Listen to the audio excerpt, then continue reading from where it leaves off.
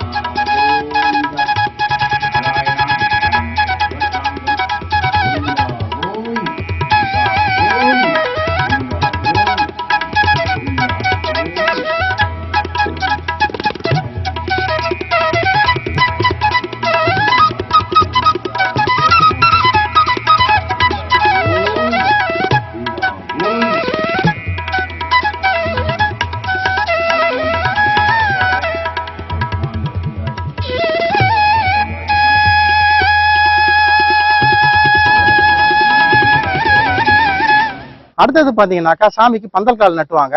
பந்தல் கால் நட்டு முடிச்ச பிறகு அதுக்கப்புறம் என்ன பண்ணுவாங்க, கோயில்ல கொடி கட்டுவாங்க. கோயில்ல எப்படி மாசி மக திருவிழாவுக்காக கொடி கட்டுறாங்க அப்படின்றத பார்க்கலாம். நம்ம கோயிலுடைய அர்ச்சகர் அவர்கிட்ட வந்து நம்ம ஒரு சில வார்த்தைகள் கேட்கலாம்.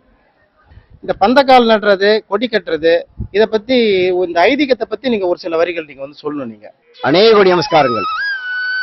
எல்லாம் வல்ல எம்பெருமாடி அனுகிரகத்தினால் கடலூர் துறைமுகம் சோனங்குப்பம் கிராமம் மிக பழமை வாய்ந்த ஒரு கிராமம். கிட்டத்தட்ட இந்த கிராமத்தினுடைய வரலாறு 700 ஆண்டுகளுக்கு முன்பாக தோற்றி வைத்த ஒரு கிராமமாக இருக்கின்றது. இந்த கிராமம் மிக சிறப்பு வாய்ந்த கிராமமாக ராமபஜனை செய்த இடமாக திகழ்கின்றது. இந்த கிராமத்தில் உள்ள முன்னோர்கள் கிட்டத்தட்ட 150-200 ஆண்டுகளுக்கு முன்பாக சாதாரணமாக கொட்டகையிட்டு ராமபஜனை, ராமருடைய படத்தை வைத்து ராமபஜனை செய்திருக்கிறார்கள். சிறுக சிறுக இந்த பஜனையானது, பக்தி மார்க்கமானது வளரப்பட்டு மிக பெரிய அளவில் பிரசித்தமாகி இந்த இடத்திலே ராம மண்டபம் என்று ஒரு மண்டபத்தை கட்டினார்கள். அதன் பிறகாக சிறிய ஆலயமாக எழுப்பி இந்த ஆலயம் பிரசித்தி ஆலயமாக திகழ்வதற்காக ஸ்ரீ பத்மாவதி அம்மாள் அளவேலு மக்கா சமேதா வெங்கடாஜலபதி ஆலயத்தை திருவகீந்திரபுர சம்பிரதாயம் கருடன் வந்து கடலூரிலே ஆற்றுப்படுகை ஏற்படுத்தி அதில் ஸ்தானம் செய்ததாக வரலாறு. வகீந்திரபுரத்திற்கு அருகாமையில் கிழக்காலே வங்கக்கடல் ஓரத்தில் இந்த ஆலயம் சிறப்புமிக்க ஆலயமாக வேதம், இதிகாசம், புராணம் கொண்டு முன்னோர்களால் சாற்றப்பட்டு இங்கு ஸ்ரீ பத்மாவதி அம்மாள் அளவேலு மக்கா சமேதா ஆலயமானது தோற்றுவிக்கப்பட்டு மிக சிறப்பாக திகழ்ந்து கொண்டிருக்கின்றது. இந்த தினத்தில் மாசி மக பிரம்மோற்சவமானது இந்த ஆலயத்தில் 10 நாட்கள் சிறப்பாக நடைபெறும். முதற்கண்ணாக பந்தகால் முகூர்த்தம் சிறப்பாக நடைபெற்று அதன் பிறகாக 3 நாட்களுக்கு பிறகு துவஜாரோகணம் என சொல்லப்படுகின்ற கொடியேற்று விழாவானது சிறப்பாக நடைபெற்று அதனை தொடர்ந்து 10 நாட்கள் பிரம்மோற்சவம் மாலை நேரத்தில் சுவாமி வீதி உலா நடைபெற்று 10வது நாள் வங்கக்கடலில் எம்பெருமான் நாராயணனுடைய அனுக்கிரகத்தினால் சக்கரத்தாழ்வாருக்கு தீர்த்தவாரி அபிஷேகமானது நடைபெற்று எம்பெருமானுக்கு ஸ்ரீ பத்மாவதி அம்மாள் அலமேலு மங்கைக்கு தீர்த்தவாரி அபிஷேகமானது நடைபெற்று பக்த கோடிகளுக்கு அருள்பாலித்து அன்று இரவு தப்பனில் பல்லாக்கில் மிக பிரம்மாண்டமான முறையில் பத்மாவதி தாயாரோடு அலமேலு மங்கையோடு வெங்கடேச பெருமாள் காட்சியளிப்பதாக கடந்த 100 ஆண்டுகளுக்கு முன்பாக ஏற்பட்ட ஒரு சம்பிரதாயம். தொடர்ந்து இந்த சம்பிரதாயமானது இந்த ஊரிலே சோனங்குப்பம் கிராமத்தில் நடந்து கொண்டிருக்கின்றது. பொதுமக்களுடைய ஆதரவாகவும் வேத இதிகாச புராணுடைய ஆதரவாகவும் இந்த சம்பிரதாயமானது நடைபெற்றுக் கொண்டிருக்கின்றது. என்று முறைப்பணியில் உங்களுடன் நான்.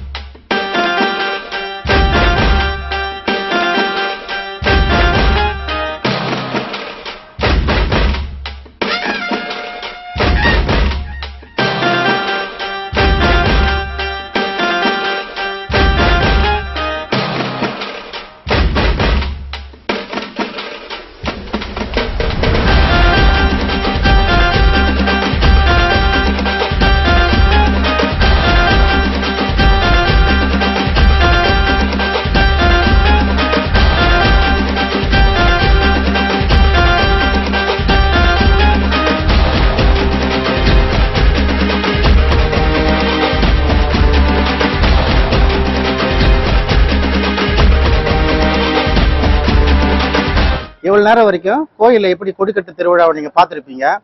இப்ப நம்ம என்ன பார்க்க போறோம்னா சாமி எப்படி அலங்காரம் பண்ணி வீதி உலா போகுது அப்படின்றத பார்க்கலாம் வாங்க.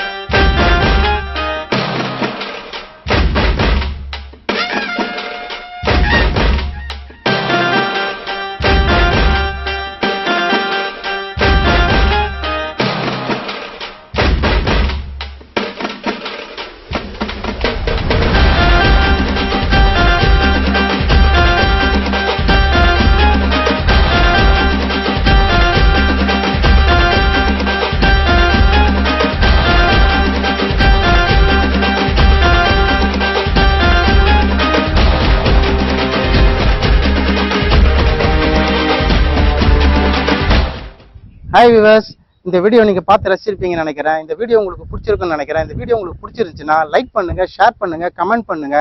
ஒரு முக்கியமான விஷயம், சப்ஸ்கிரைப் பண்ணாதவங்க சப்ஸ்கிரைப் பண்ணுங்க. நம்ம எல்லாரும் அடுத்த வீடியோவில் சந்திக்கலாம். நம்ம எல்லாரும் அடுத்த வீடியோவில் சந்திக்கும் வரை உங்களிடமிருந்து விடைபெறுவது உங்கள் தாமரை கண்ணன். பாய்.